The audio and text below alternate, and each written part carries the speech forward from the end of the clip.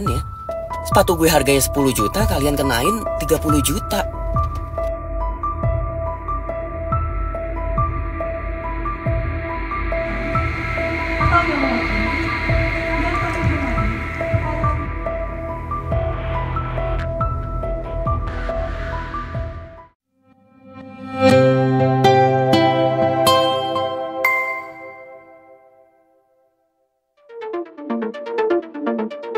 Media sosial beberapa hari terakhir diramaikan dengan video bea cukai yang membuat warga kecewa. Viralnya beberapa kasus masyarakat yang mengeluhkan barangnya tertahan di bea cukai, termasuk kasus pembelian sepatu yang terkena bea masuk sampai penumpang yang rela merobek tas mewah lantaran mahalnya pajak.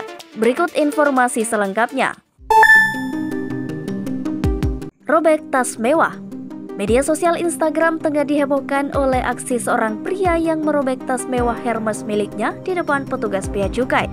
Dia lebih memilih untuk merusak tas tersebut daripada harus membayar pajak barang mewah sebesar 26 juta rupiah. Terlihat seorang pria dan dua petugas bea cukai, seorang perempuan dan seorang laki-laki tengah memeriksa barang bawaan penumpang. Pria tersebut kemudian kedapatan membawa tas mewah bermerek Hermes di kopernya. Hal tersebut diketahui petugas bea cukai saat koper dipindai melalui X-ray. Selain tas Hermes, di dalam koper itu juga ditemukan bukti invoice atau tagihan dokumen tas tersebut.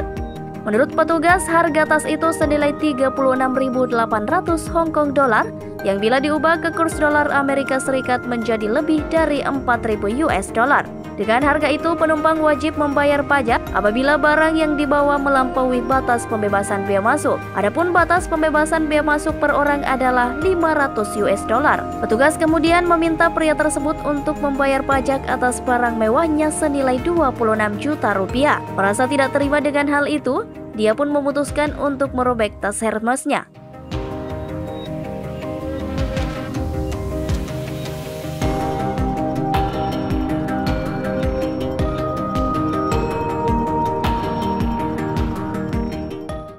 Nah ini nih sepatunya nih. Beli sepatu 10 juta rupiah, kena bea masuk 31 juta rupiah.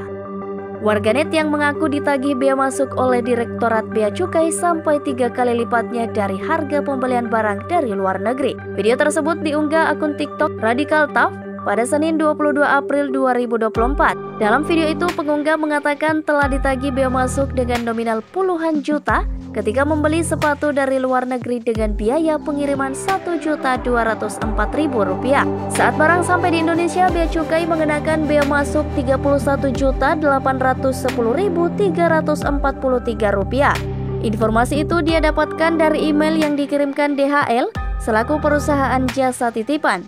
Ia pun mempertanyakan jumlah tagihan yang harus dibayarnya. Viralnya beberapa kasus masyarakat yang mengeluhkan barangnya tertahan di bea cukai, termasuk kasus pembelian sepatu yang terkena bea masuk sampai 31 juta rupiah, membuat Menteri Keuangan Sri Mulyani Indrawati buka suara. Menurut Sri Mulyani, permasalahan di bea cukai terkait pengiriman sepatu yang viral tersebut mirip dengan kasus yang menimpa pengiriman action figure yang juga ramai dibahas di media sosial.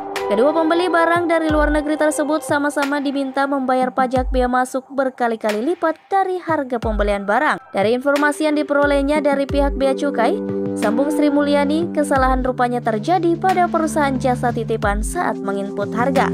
Ia melanjutnya, kasus ini sebenarnya sudah selesai setelah petugas bea cukai melakukan koreksi. Pembeli sepatu dari luar negeri tersebut juga sudah melakukan pembayaran atas pajak dan bea masuk. Halo bea cukai, gue mau nanya sama kalian. Kalian tuh netapin bea masuk itu dasarnya apa ya? Gue kan baru beli sepatu. Nah ini nih sepatunya nih. Gue beli nih sepatu, harganya 10,3 juta. Shipping 1,2 juta, total 11.500.000. Dan kalian tahu bea masuknya berapa? Nih, 31.800.000. Itu perhitungan dari mana? Ini kalau based on perhitungan gue, harusnya gue bayar tuh sekitar 5,8 juta. Dan ini juga perhitungan yang gue pakai menggunakan aplikasi kalian nih, mobile bea cukai, 5,8 juta. Terus kalian netapin bea masuk atas sepatu gue itu dari mana perhitungannya? Sepatu gue harganya 10 juta, kalian kenain 30 juta. Itu nggak make sense banget. Gila lu. Tolonglah bea cukai, sekarang mana ada sih bea yang lebih gede daripada harga barangnya gitu loh. Kalian mikir apa kalau kenain?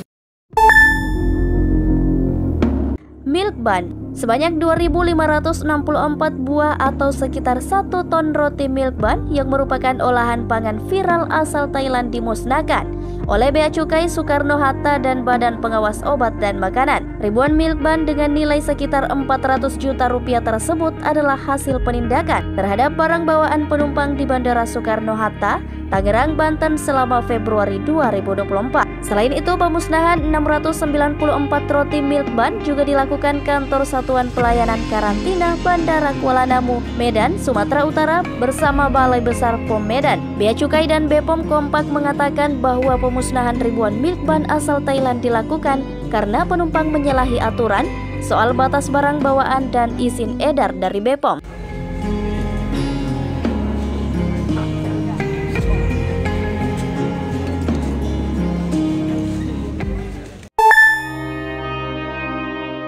SLB. Ramai di media sosial X, seorang dengan nama akun @ijilsaid atau Rizal Z mengaku berurusan dengan Bea Cukai Bandara Internasional Soekarno-Hatta dan belum selesai hingga hari ini.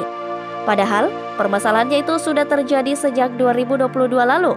Rizal Z mengaku mengelola sekolah luar biasa yang memperoleh bantuan alat pembelajaran tunanetra dari Korea Selatan. Namun malah tertahan Bea Cukai ketika masuk Indonesia. Supaya peralatan belajar tersebut bisa keluar dari bandara, SLB miliknya diwajibkan membayar ratusan juta rupiah. Belum selesai di situ, ia juga diminta membayar biaya penyimpanan gudang yang dihitung per hari. Pihak sekolah menerima email tentang penetapan nilai barang sebesar Rp361.039.239 rupiah.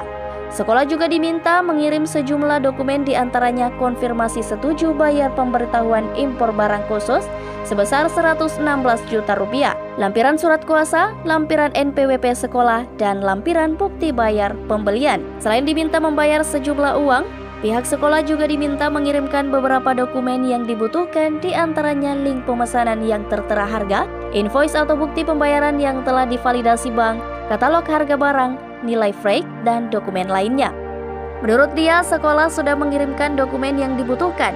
Namun karena barang tersebut prototipe yang masih tahap perkembangan dan merupakan barang hibah untuk sekolah, maka tidak ada harga untuk barang tersebut. Karena keberatan dengan biaya yang harus dikeluarkan, ia pun sempat memilih membiarkan alat-alat bantu belajar dari Korea Selatan tersebut di gudang Bea Cukai. Direktur Jenderal Bea dan Cukai Kementerian Keuangan Askoladi mengatakan, barang kiriman itu akhirnya dibebaskan bea masuk dan pajak lainnya karena termasuk barang hibah. Adanya tagihan ratusan juta disebut karena pihak SLB, Dinas Pendidikan dan perusahaan jasa titipan, dalam hal ini DHL, tidak berkomunikasi dengan baik. Itulah tadi kasus Bea Cukai yang sempat viral di media sosial, mulai dari tas mewah Hermes rela dirobek, bantuan SLB, hingga Milk Bun dibakar.